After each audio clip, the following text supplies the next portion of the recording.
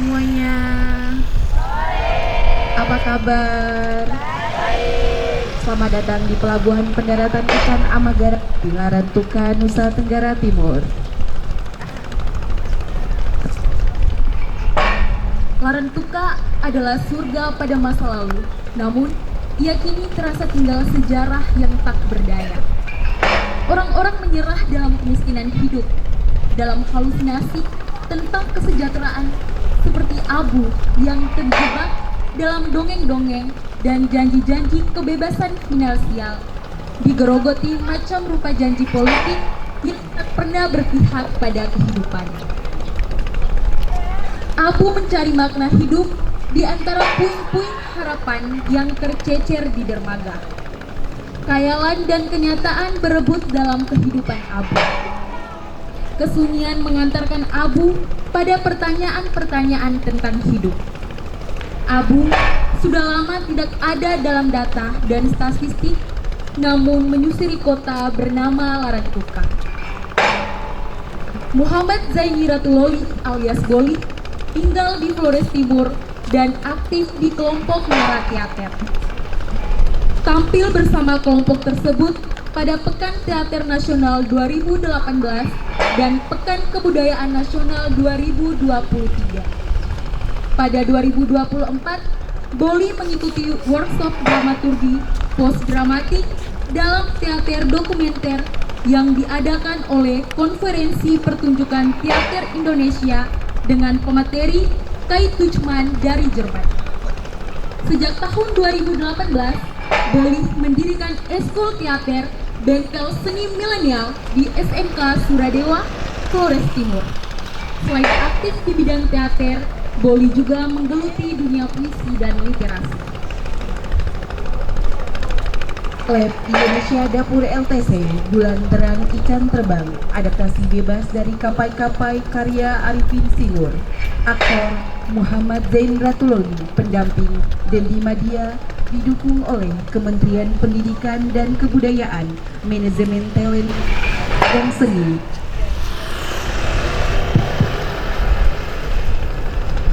Teater Gel Seni Jumat 22 November 24.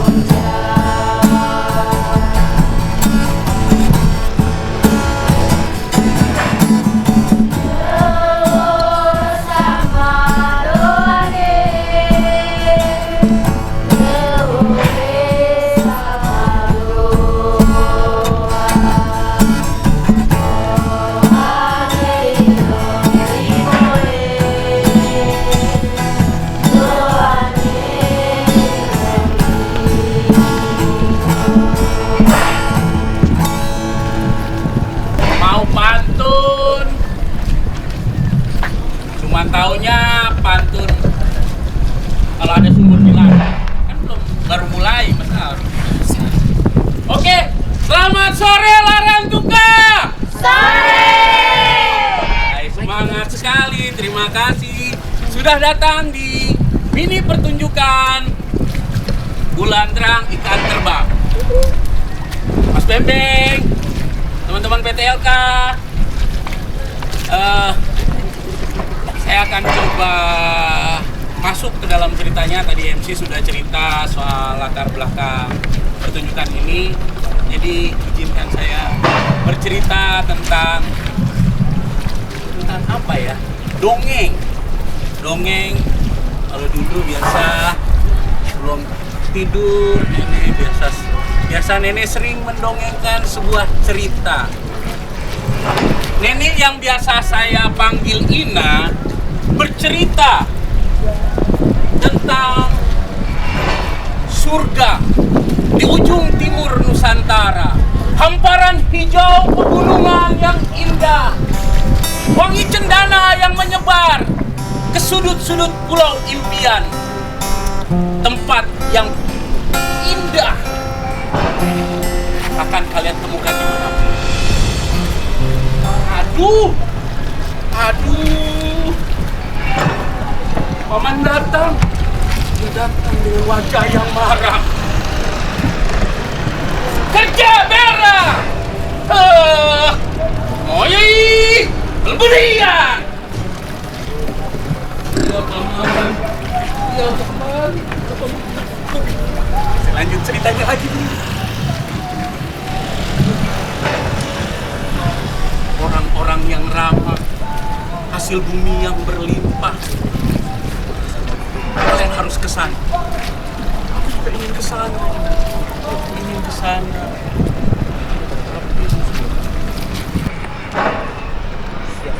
Saya aku terlambat 7 abad lamanya. Ular-ular yang melingkari pulau.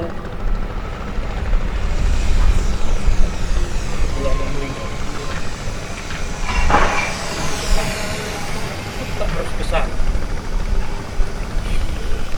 Oke, gawar-gawar. Udahlah. Man kembali memarahiku. Katanya aku tahu kerja. Baiklah.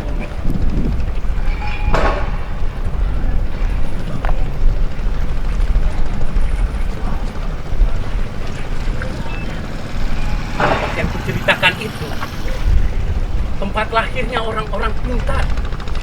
Aku ingin anakku pintar. Aku tidak ingin seperti itu. Ina, ajak aku ke sana, Ina.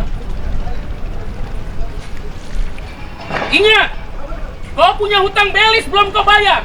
Seumur hidup kau harus bekerja denganku. Iya, paman. Iya, paman.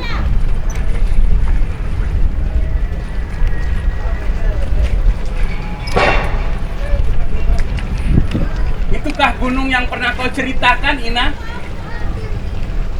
Seorang perantau yang melahirkan seorang perantau yang mempersunting gadis gunung. Di manakah cendana? Di manakah cendana yang pernah ada dalam dongeng masa lalu?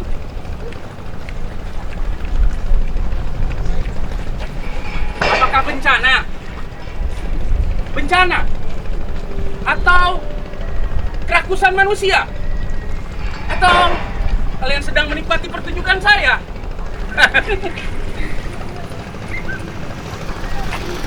Tidak tahu jawabannya.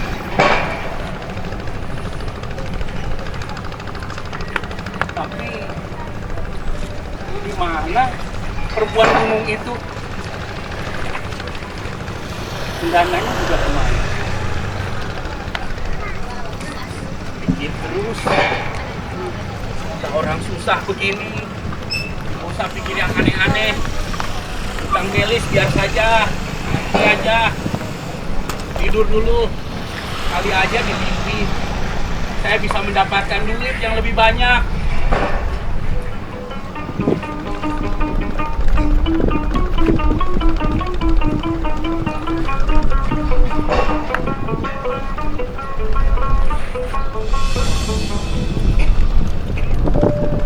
Bogo, berak. Kali ini bukan paman yang datang, istriku. Kalau duduk sama istri harus berdampingan dan enak. Jam berapa, sayang? Buat apa tanya jam? Lihat, matahari sudah hampir tenggelam. Kau masih tidur. Dasar bodoh. Kerja. Sudah sama kau seperti babi. Aduh. Jangan begitu, Daisy. Ingat, kalau belum punya duit 5M, jangan dulu mati. Kau mati dulu, punya duit 5M, baru kau mati. Nanti, kau mati, duit yang 5M itu aku pakai untuk menikah lagi. Lumayan, aku kan masih cantik, janda anak satu. Jangan begitu, istri. Biar saja. Kau juga masih sering membayangkan mantanmu yang bohai. Aku tahu aku sudah tua.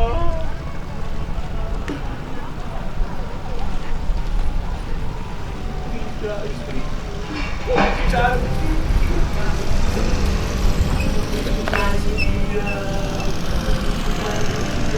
Kunci dari belakang.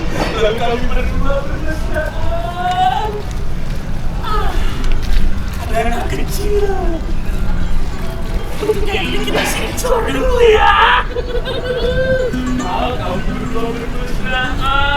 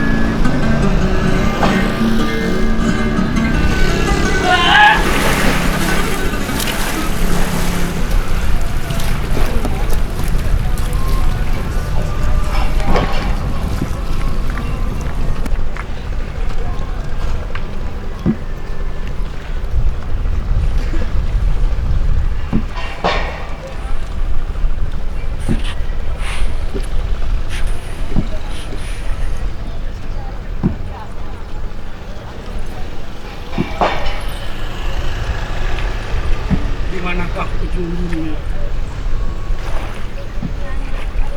Di mana? Di mana? Di mana? Di mana? Di mana ujung dunia?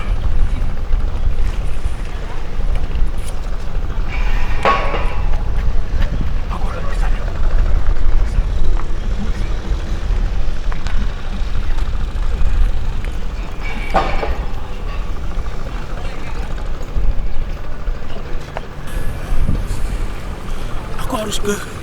Aku harus ke surga dulu atau ke ujung dunia dulu? Ke neraka?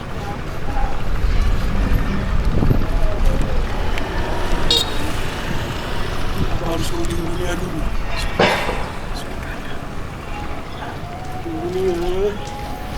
Ayo ujung dunia. Iya, seperti debu. Oh, ujung dunia. Oh, kehidupan.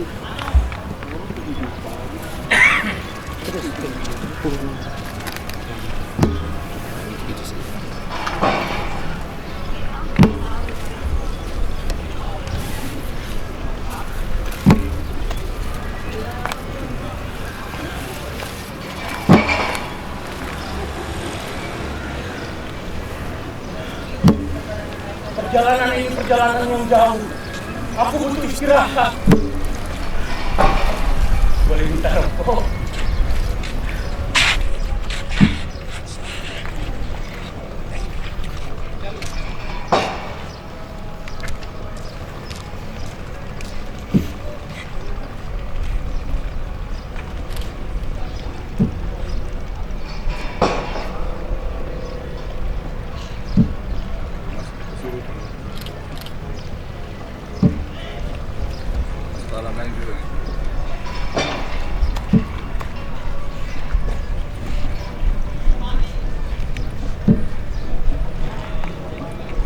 sekolah? Dari Asisi atau Suradewa?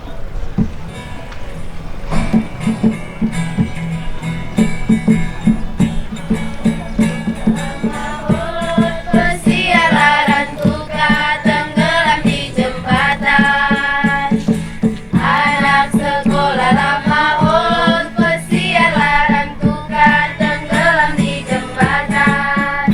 Untung baik perahu Bugis datang membawa anak itu ke Pulau Solor. Untung baik perahu Bugis datang membawa anak itu ke Pulau Solor.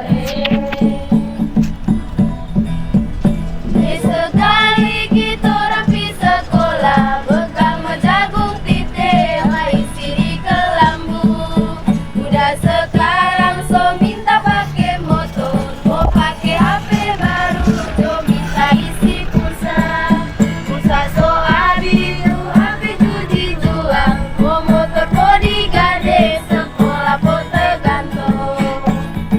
Anak sekolah lama ulun pesiaran tuka tenggelam di jembatan. Anak sekolah lama ulun pesiaran tuka tenggelam di jembatan. Untung baik perahu Bugis datang membawa anak itu ke Pulau Solor. Untung baik perahu Bugis datang membawa anak itu ke Pulau Solor.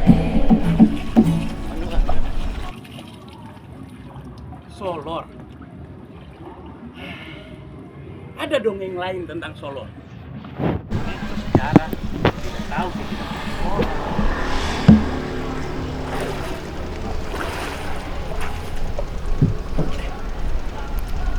Cerita ini terjadi di masa yang lampau.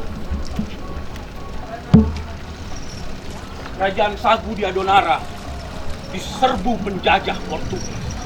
Lalu Raja Sagu minta tolong pada orang-orang di Solor. Kemudian orang-orang di Solor datang membantu. Singkat cerita, para penjajah itu terusir. Raja Sagu memberikan hadiah seorang putri yang cantik. Lalu dibawalah putri cantik itu ke kerajaan Lamakeri. Pada sebuah pesta, anak muda Pangeran Lamakera melihat seorang putri yang cantik. Lalu dia coba mendekatinya. Kemudian mereka menari. Tapi ternyata putri cantik itu bukanlah putri dari Sagu. Karena salah tangkap, akhirnya putri itu hendak dikembalikan ke Sagu. Tapi Raja Sagu menolaknya dan mengatakan bahwa itu adalah hadiah untuk kerajaan Lamakera. Maka putri cantik itu dinikahi dengan wanita biasa. Laki-laki. Kalau sama perempuan lesbi. Oh.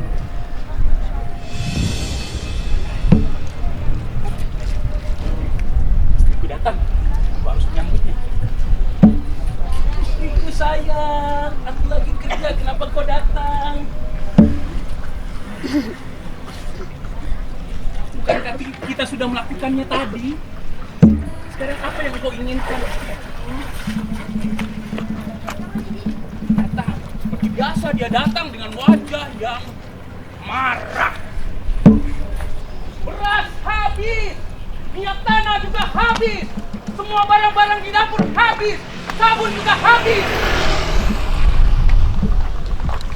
Laki-laki, gampang saja.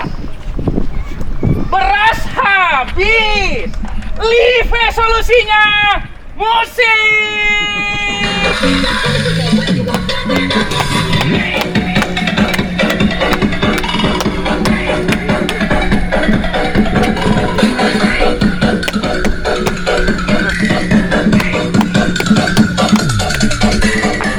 Halo, pausnya.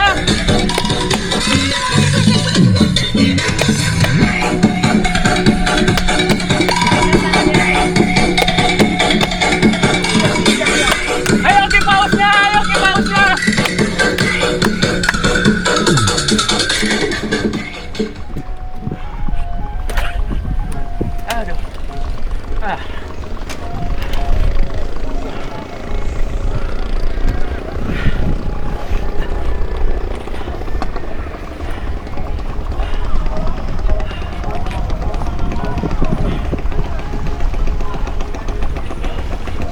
Biarkan aku mengumpulkan kisah-kisah usang dari cerita ini.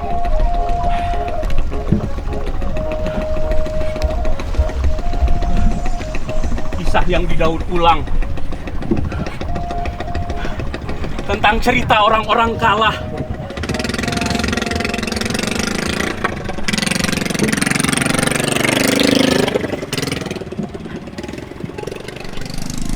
Penonton, coba lihat. Lihat ke sini, lihat ke sini, lihat ke sini. Itu. Coba lihat tuh. Itu. Di Jalan 3 ada anjing yang bercinta. Dia bercinta saat pagi hari anak-anak berangkat sekolah. Sering terjadi tuh. Sering lihat ya. Anjing bercinta, dasar anjing. Dia tidak punya malu. Dia tidak punya rumah. Dia tidak punya apartemen.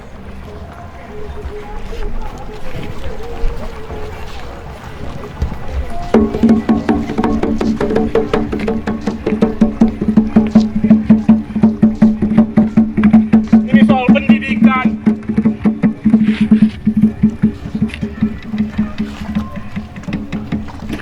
Walau aku miskin, penghasilan tak tetap.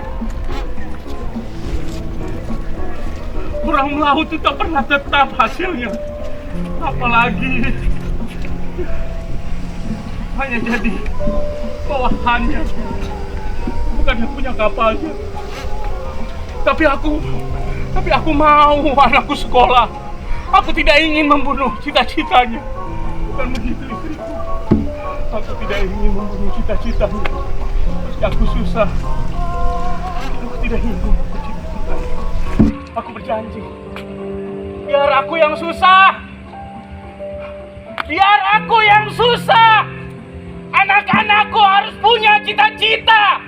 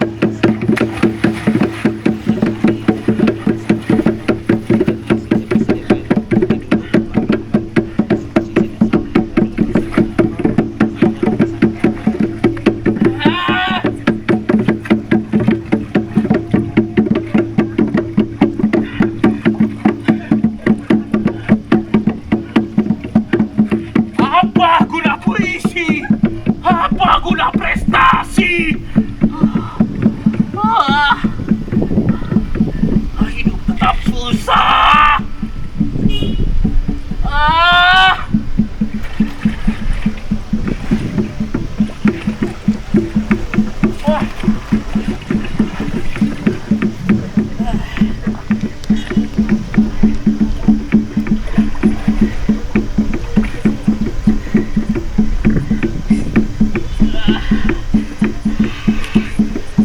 Kehidupan.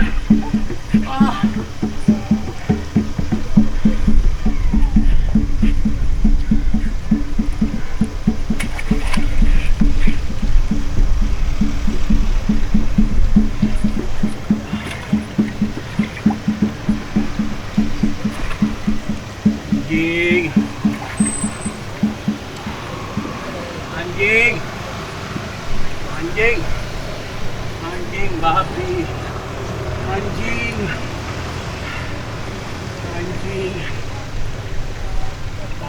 babi. Anjing, wawe, ayam, cacing, ular, anjing babi. Anjing. Anjing, babi. Anjing. Anjing. Anjing. Anjing.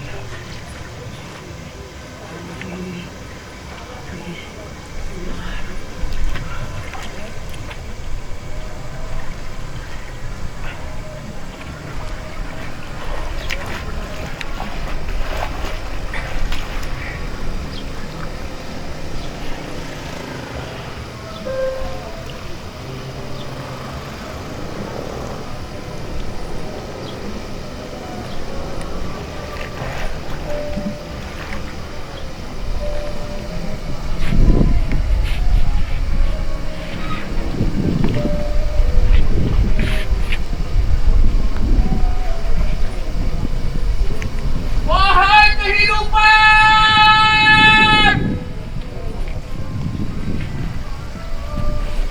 jangan ambil istriku.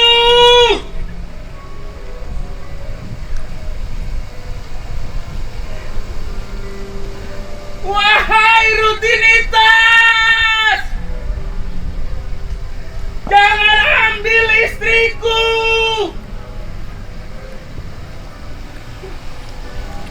Wahai rasa takut yang menahun, jangan ambil istriku.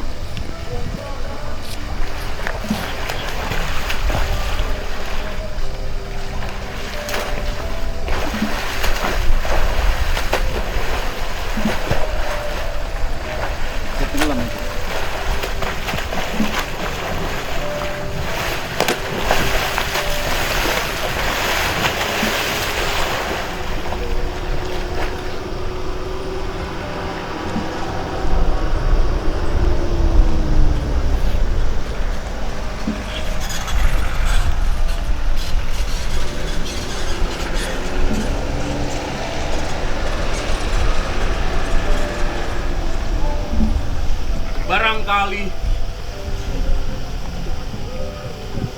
sunyi adalah obat bagi kesendirian yang pahit.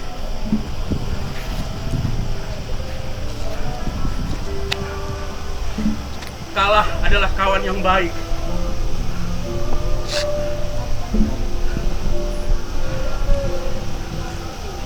Tubuh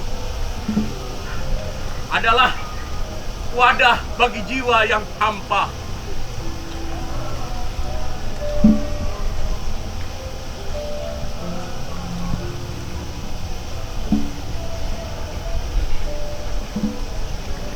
Izinkan aku kembali, meski tak tahu harus kemana.